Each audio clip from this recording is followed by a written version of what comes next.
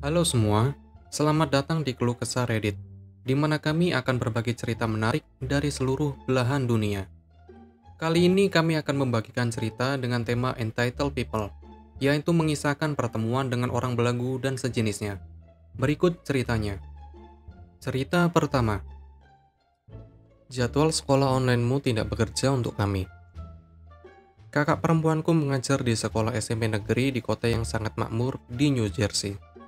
Mereka baru saja memutuskan untuk tutup seminggu lebih awal untuk Natal, karena begitu banyak anak yang dinyatakan positif COVID.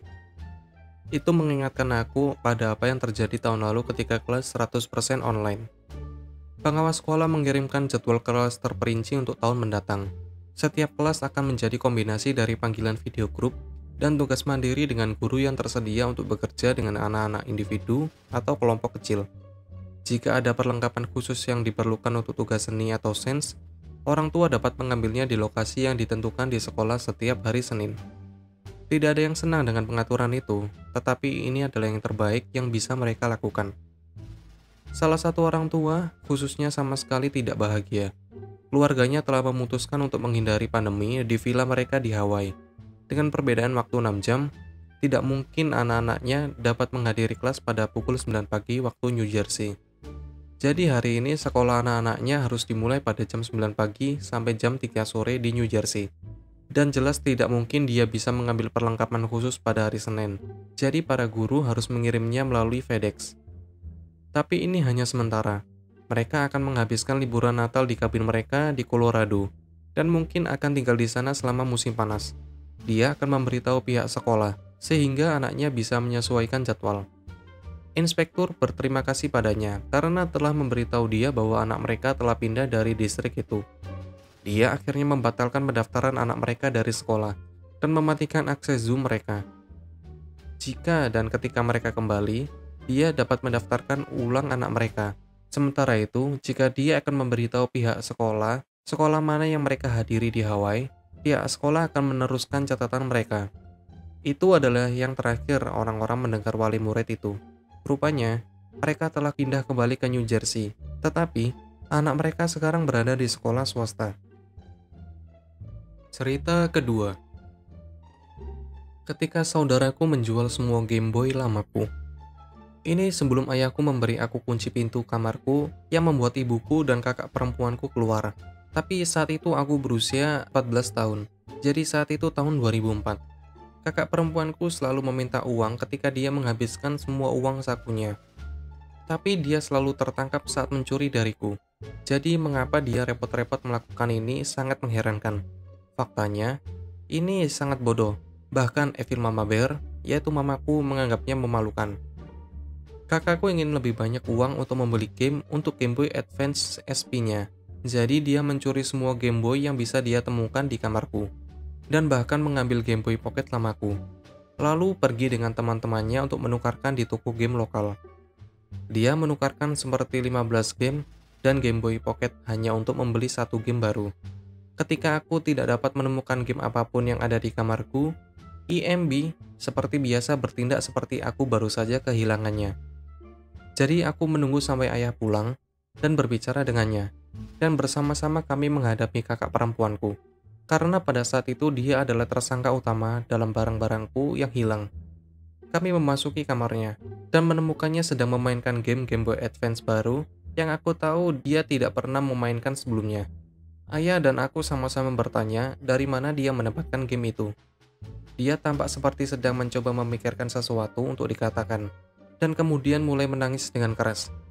IMB datang berlari, begitu dia mendengar kakak perempuanku menangis, dan menuntut untuk mengetahui apa yang kami lakukan. Dan tentu saja, kakak perempuanku berlari ke arahnya, dan mengklaim bahwa kami jahat padanya. Aku bilang dia mencuri, dan menjual semua Game Boy dari kamarku, dan menjualnya untuk membeli game baru itu. IMB mencoba seperti biasa. Bayi ini tidak akan melakukan itu. Tetapi kakak perempuanku sepenuhnya mengakui ketika ayahku menginterogasinya. Dia bertanya padanya apa yang dia pikirkan. Apakah dia mengharapkan aku untuk tidak memperhatikan? Kakakku menyerahkan Game Boy-nya kepada ayah dan dihukum lagi. Ayahku membawa aku ke toko game pada hari Sabtu, dan kami menjelaskan apa yang telah dilakukan saudara perempuanku.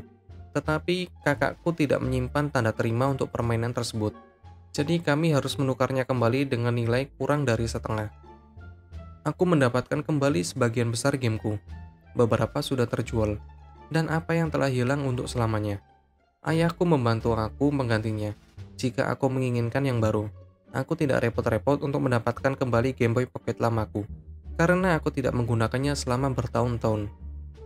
Kakakku mendapat potongan setengah uang saku untuk bulan berikutnya, karena seluruh bencana ini. Dan dia memastikan aku tahu betapa kesalnya dia tentang hal itu setiap hari. Namun, IMB secara mengejutkan tidak berpihak padanya. Dia juga tidak berada di pihakku, karena dia masih merasa aku jahat. Tapi dia hampir selalu berada di posisi kakak perempuanku saat itu untuk apa saja. Tapi ini sangat bodoh. Bahkan, IMB mengatakan apa yang kakakku lakukan itu sangat bodoh. Meskipun IMB tidak memiliki pendapat yang sama ketika kakak perempuanku menghancurkan beberapa sistem permainan dan mencuri Xbox 360 yang dibeli ayahku ketika aku berusia 16 tahun setelah orang tuaku bercerai. Cerita ketiga. Karen bangsat merusak karir mantannya. Jadi, pada tahun 2016, ibuku, sebut saja dia Ci, menikah dengan seorang pria yang sebut saja dia B, yang bekerja sebagai prefect. Di sini aku harus membuat sedikit klarifikasi. Di negaraku, ada pasukan keamanan yang disebut Prefektura Navi, yang sangat mirip dengan Angkatan Darat, tetapi dengan jenis tugas lain. Itu yang aku maksud sebagai prefect. Karena aku masih kecil, Si membawa aku bersamanya ketika dia pindah untuk tinggal bersama B. Dan kami damai selama beberapa waktu. Waktu singkat, sampai salah satu mantan pacar B, aku akan menamainya Karen, masuk ke adegan, menuntut agar B memberikan uang yang dia butuhkan untuk membeli obat untuk penyakit yang bahkan dia tidak miliki. Setelah B berhenti melakukan itu beberapa bulan sebelumnya, ketika ibuku mengetahuinya dan menggonggong padanya karena memberikan uang kepada seseorang wanita yang mencoba mengganggu hubungan yang mereka miliki di awal. Memberitahu ibuku tentang B berselingkuh dengannya di belakang Si kembali. Itu hampir menghancurkan hubungan mereka. Ketika Karen menyadari bahwa B tidak akan peduli, dia mulai mengancam mereka melalui pesan, menelpon mereka untuk berteriak, dan menghina mereka dan mengeluh di Facebook tentang ibuku. Ini tentu saja tidak berhasil, dan mereka harus hidup seperti tidak ada apa-apa. Kadang-kadang bahkan mengolok-olok betapa gilanya wanita itu. Dan kemudian, 1 tahun berlalu. Semuanya baik-baik saja. B akan mendapatkan promosi dalam pekerjaannya sebelum pensiun. Ketika Karen mengirimi email ke komando tertinggi, mengklaim bahwa B telah secara sistematis menyiksanya selama bertahun-tahun, secara fisik dan psikologis, berbohong dalam setiap kata, dan memainkan peran sebagai korban, karena dia berada dalam kekuatan. Mereka menanggapi keluhan itu dengan sangat serius, meminta senjata servisnya, dan membuka penyelidikan terhadapnya. Semua itu membuat tidak mungkin promosinya. Dan karena dia akan pensiun, dia tidak bisa memiliki kesempatan itu lagi. Belum lagi itu meninggalkan noda pada catatannya. Untuk memperjelas, B tidak melecehkannya. Bahkan orang-orang yang Karen panggil sebagai saksi membantah kata-katanya. Berkomentar bahwa satu-satunya saat mereka melihat situasi kekerasan, Karen yang menghina dan mempermalukan B. Begitulah ceritanya. Apabila kalian suka, kalian bisa like dan berkomentar di bawah. Jangan lupa subscribe untuk membantu channel ini. Sampai bertemu di video selanjutnya.